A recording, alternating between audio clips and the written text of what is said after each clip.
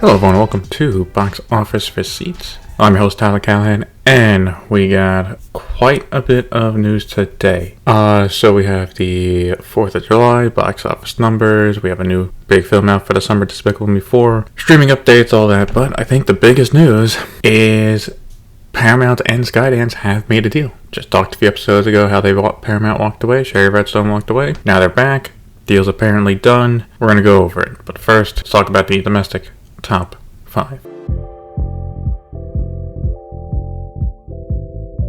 Alright, it comes as no surprise that Despicable Me 4 opened in first place for the weekend with 75 million, and since it opened on Wednesday, again for 4th of July, its 5-day opening was 122.6 million. In second place was Inside Out 2 with another 33.1 million, for a total of 536.9 million. In third place was A Quiet Place Day 1 with 21 million, for a total of 94.3 million. Fourth place was Maxine from A24, which debuted with $6.7 million. And in fifth place was Bad Boys Ride or Die with 6.5 million, for a total now of 177.3 million. Overall, for the holiday weekend, it was up 23% compared to last year. As for Despicable Me 4, if you look at the normal 3-day weekend numbers, it is the second best opening for a Despicable Me film and the fourth best in the entire franchise, if you include the Minions films. So as long as it holds well, there's just no reason to think it won't, this will be another successful Despicable Me film for Illumination and Universal. In China, a place called Silence opened in first place with 40 million, and it opened early on Wednesday, so its total is now at 51.8 million. This is a crime thriller that is a remake of a film of the same name that came out back in 2022, and with the same director as well. Inside Out 2 came in second place with 6.7 million, for a total of 35.7 million. Third place was Moments We Shared with 5 million, for a total of 62.5 million. In fourth place was Welcome to My Side, which opened to 4.3 million, and with previews is now at $4.6 million. And in fifth place was A Legend, earning 4.1 million in previews. The film opens wide next weekend.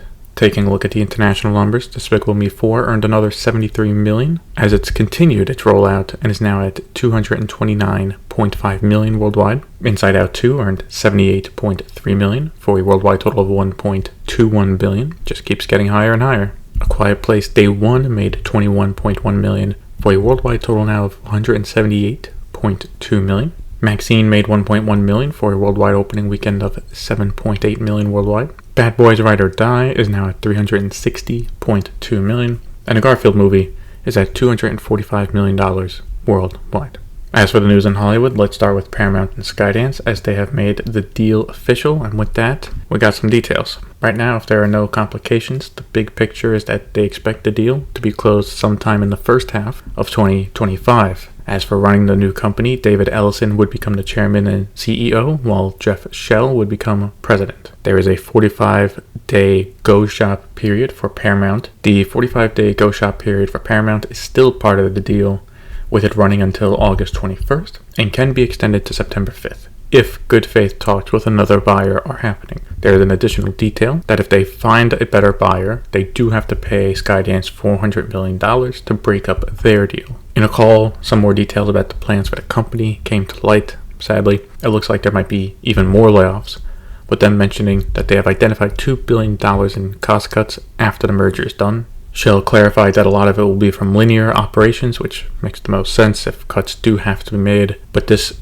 would as of now be on top of the $500 million worth of cost cuts that are currently going on at Paramount. They also plan to increase their sports catalog, with it being mentioned they would more likely be a buyer for sports rights instead of sellers. As for Paramount Plus, that is still TBD, but for the company overall, Ellison wants to improve the tech stack, and that would include the streaming service. It was also mentioned that they would be open to a potential partner for it as well. Who knows? Next year we might be hearing the announcement of a Max and Paramount Plus joint venture, or with Peacock instead. In an interview with CNBC, Ellison had this to say about the deal. Quote, "I think there's a great opportunity. The fact that we'll have one of the first owned and operated studios that will be stable, that can think long term, that's not just going to have to focus on tomorrow, but can focus on several years from now. We really are going to take the long-term approach to this business. And it's been really exciting, encouraging, and humbling that the greatest filmmakers in the world and artists are supportive of this transaction."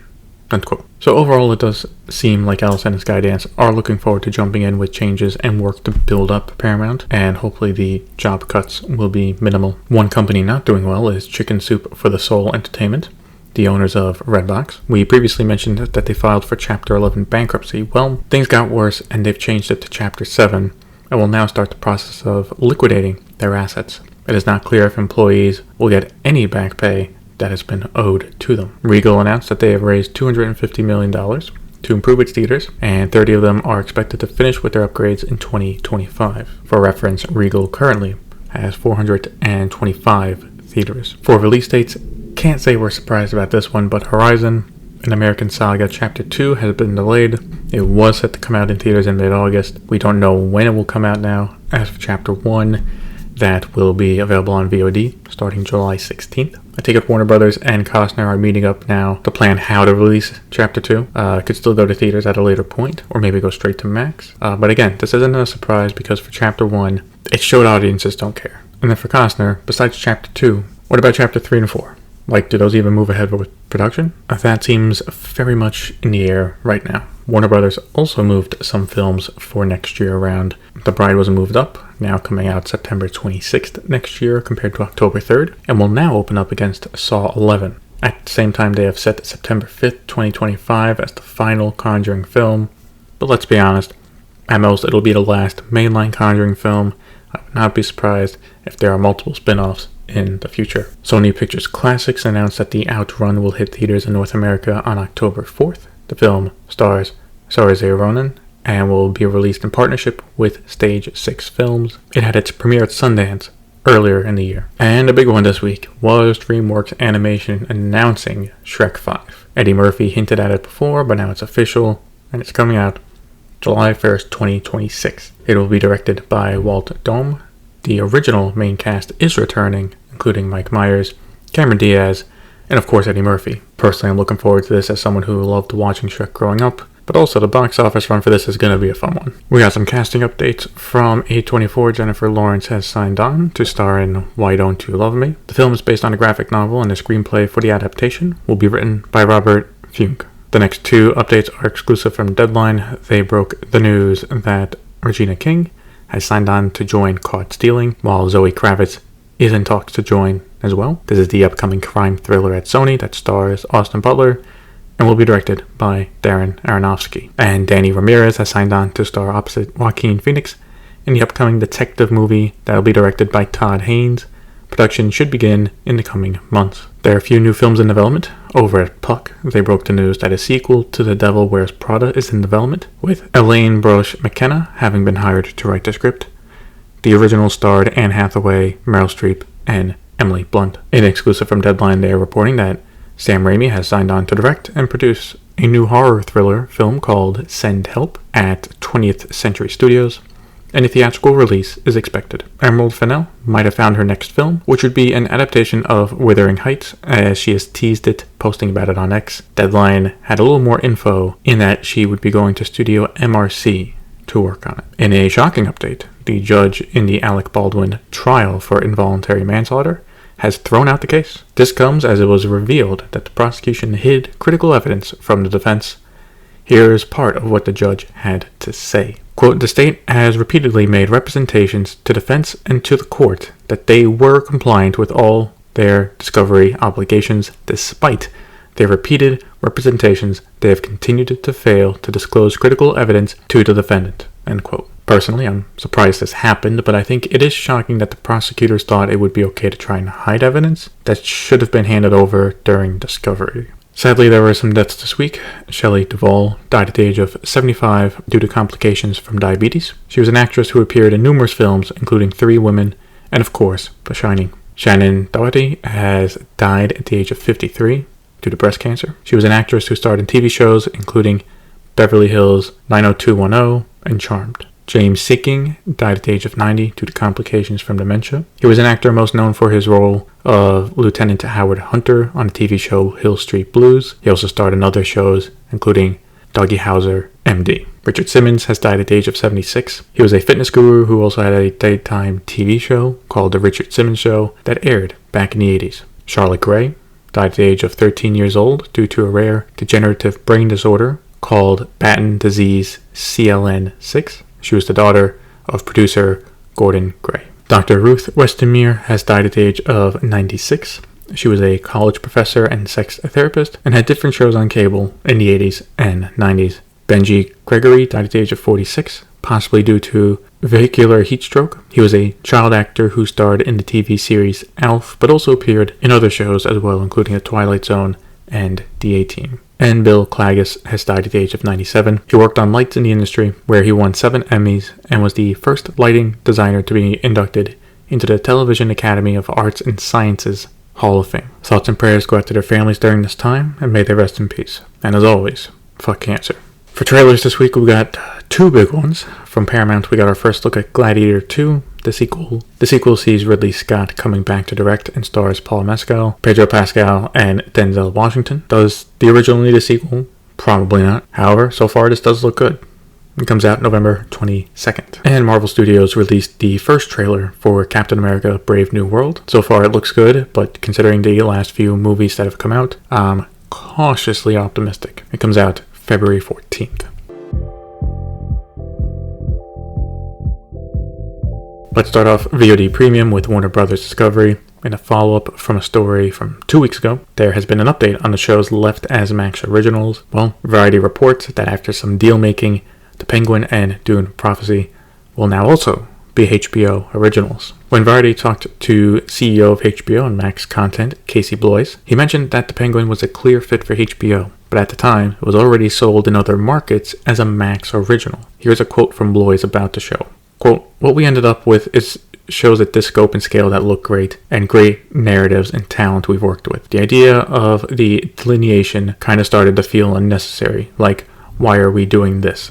Let's just call them what they are, HBO shows." End quote. This also ties back into a story a few weeks ago, where Sky had to make a deal with Warner Brothers Discovery for the show, right, specifically for The Penguin, because while they have a deal with the company for HBO content, they don't for Max, and at the time, The Penguin was a Max show. It was not included in their current deal with the company. Now, it's not clear what deals were done to change this, like, for example, did Sky get a rebate on what they spent to get The Penguin? Because it's a HBO show now, turns out they didn't need to make a separate deal. None of that is clear, but Penguin and Dune Prophecy are now officially HBO shows. And the second season of House of the Dragon continues to improve its viewership. The 4th episode premiered to 8.1 million views across HBO and Max, and Warner Brothers Discovery has mentioned that the first episode of the second season is now getting close to 25 million views. It looks like Euphoria Season 3 is back on track, as HBO announced that it will go into production starting in January. In some bad news for the company, it looks like Warner Brothers Discovery is set to lose the NBA. The Athletic is reporting that while not finalized just yet, the deals have been made for the NBA rights, and Warner Brothers Discovery is not among them. Disney with ESPN will keep theirs, while Comcast is coming in with games set to air on NBC and Peacock, and Amazon is also joining with Prime Video, getting a package of games. Since it still has to be finalized, the terms are not known just yet. As for Warner Brothers Discovery, they were previously looking to work with the NBA on carving out a smaller 4th package, but that clearly did not happen. As of now, they maintain that they can match any of the offers the other companies made for their package. The idea is if they have the money to match an offer for a package, they come first, and the league has to accept. Whether the NBA does that if they match remains to be seen. Also, we don't know what the exact terms are in regards to matching in their contract. That's also a little bit of an unknown. But hey, look, they knew this was a possibility, and that's why they've been filling up their sports lineup with other sports. They got the French Open for tennis. They worked with Disney and ESPN to get some college football matches, right, for the playoffs. So they were preparing for this. Assuming they lose the NBA starting next season, they'll be focusing on other sports. At Disney Plus, Young Woman and the Sea will be available to watch starting July 19th. FX announced that American Sports Story will premiere on September 17th. This season focuses on Aaron Hernandez, who played for the New England Patriots in the NFL and was also convicted of murder. And the second season of The Old Man, starring Jeff Bridges, will premiere on September 12th. FX is also expanding their sports docuseries with a new one focused on Club Necaxa, a Mexican football club. The series comes from FX and Disney Plus Latin America, with Eva Longoria, Ryan Reynolds, and Rob McElhenney on board as executive producers. For Peacock, Abigail will be available to stream starting July 19th. It's a horror comedy, and personally I thought it was pretty good. I'd recommend it. At Paramount Plus, If will be available to stream starting July 9th in the US and Canada, with it rolling out to other markets at a later date. Feels like this is a bit too quick. Like, yes, its box office run is more or less over at this point, but I thought they'd wait until at least August and focus on getting more PVOD sales. Apple TV Plus was busy this week. First off, they have renewed Presumed Innocent for a second season. This was, I believe, originally meant to be a limited series, but anyway, Apple has come out and said that this is the most watched drama for the service. They didn't mention any exact numbers, but since they said most watched drama, I take it it's popular, but it's under Ted Lasso popularity, which makes sense. As for the second season, all we know is that it will focus on a new case. It is not clear if Jake Gyllenhaal will return. Also, to be honest, I haven't watched it yet, so with the season finale about to go live soon, maybe they wrote it so that he couldn't return. Not sure. Another hit show for Apple TV Plus got an update with the streamer releasing a teaser trailer for the upcoming second season of Severance. They also announced it'll premiere on January 17th.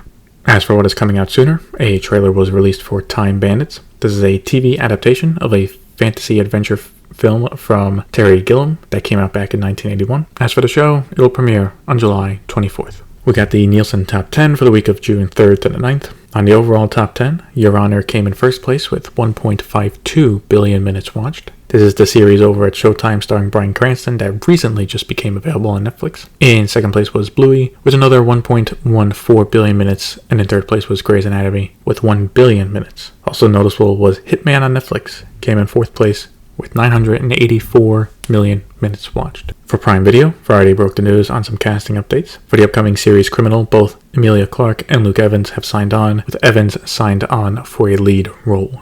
And for Spider-Man Noir, Brendan Gleeson has signed on in an unknown role. The Tourist is getting an Indian adaptation. The original starred Jamie Dornan and is owned by All 3 Media. They have made a deal with Banjay Asia so that they can go ahead and produce the adaptation. And to wrap up, we take a look at Netflix, where Deadline broke the news that another documentary on Boeing is in development. Netflix will be teaming up again with Rory Kennedy and Imagine Documentaries to make a follow-up on their previous documentary Downfall, The Case Against Boeing, which came out back in 2022. And look, this makes sense. Over the last 2 years, I think there's enough to make another documentary about this. Here is what Kennedy said to Deadline about the new project. Quote, "I've never made two films about the same subject due to my ongoing concerns that Boeing did not learn any lesson from the tragic 737 MAX crashes that killed 346 people and the shock at John Barnett's suicide. I felt compelled to revisit the subject." End quote. We got the Netflix Top 10 for the week of July 1st to the 7th. For English films, Beverly Hills Cop Axel F had a strong start, debuting in first place with 41 million views. In second place was A Family Affair with 31.9 million views. And in third place was Trigger Warning with 8